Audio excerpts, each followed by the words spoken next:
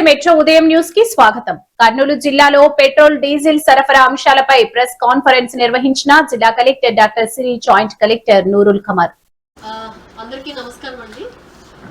ముఖ్యంగా ఈ press conference పెట్టడానికి ఉద్దేశం ఏంటి అంటే, చాలా వరకు మనకి ఇప్పుడు మీకు తెలుసు ఇష్యూ జరుగుతుంది పెట్రోల్ బంక్స్ లో, డీజిల్ బంక్స్ లో.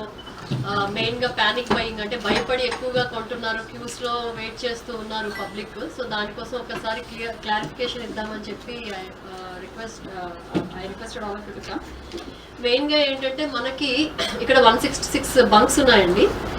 166 బంక్స్ లో కూడా బీపీసీఎల్, హెచ్పీసీఎల్, ఐఓసీఎల్ అంటే major PSUs, oil marketing companies, అలాగే ఇంకొక 2 మనకి Jio and Nayara private companies supply చేస్తూ ఉన్నాయి. ఇప్పుడు జస్ట్ ఒక స్టాటిస్టిక్స్ చూసుకుంటే మనకి డైలీ యావరేజ్ కన్జంప్షన్ అంటే ఇప్పుడు కాకుండా మామూలుగా నార్మల్ డేస్ లో కన్జంప్షన్ మనకి 2,36,000 పెట్రోల్ వరకు వస్తే, అలాగే టోటల్ అవైలబుల్ పెట్రోల్ క్వాంటిటీ మనకి దగ్గర 7 లక్షలు ఉంది. అండ్ ట్రాన్సిట్ లోని 6,39,000 లీటర్లు పెట్రోల్ ఉంది ట్రాన్సిట్ లో. సో టోటల్ స్టాక్ 13 లక్షలు, మనకి 13,19,433 లీటర్స్ ఇంక్లూడింగ్ దిస్ ట్రాన్సిట్ కలిపి ఉంది.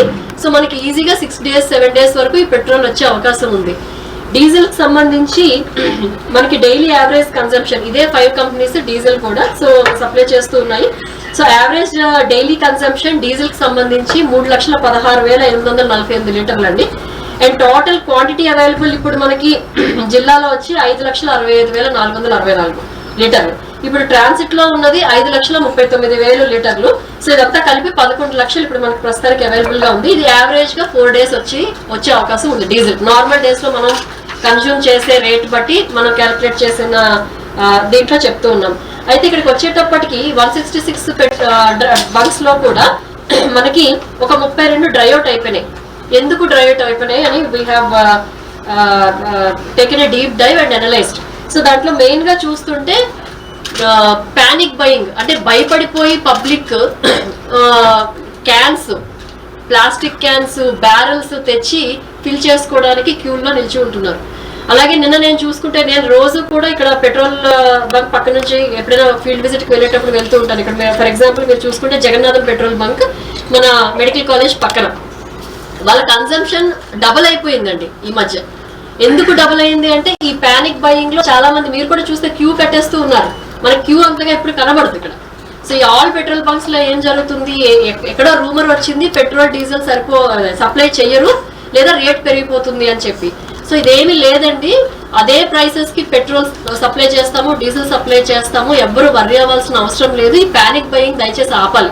ఈ డబల్ చేయడం వల్ల ఏమవుతుంది, ట్రాన్సిట్ లో వచ్చే పెట్రోల్ కానీ డీజిల్ కానీ ఇంకా రీచ్ అవ్వకపోవడము. మనకి కోవిడ్ టైంలో ఆక్సిజన్ తొందరగా అయిపోయేది. ఎలా అయితే సేమ్ ఎగ్జాంపుల్ ఇక్కడ కూడా ఆ భయంకి ఎక్కువ డీజిల్, పెట్రోల్ ఎక్కడ సప్లై ఇబ్బంది లేదు.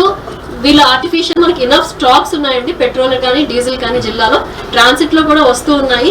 కాకపోతే మీరు ఇలాగా క్యూల్లో నిల్చొని కష్టపడి దాన్ని స్టాక్ చేసుకోవడం వల్ల మాత్రం మీరు ఇబ్బంది పడుతున్నారు, మాకు ఇబ్బంది పెడుతున్నారు, నిజంగా అవసరమైన వాళ్ళకు కూడా ఇబ్బంది పడుతున్నారు. కాబట్టి దయచేసి చేయొద్దని చెప్పి కోరుకుంటూ ఉన్నాను. ఓకే.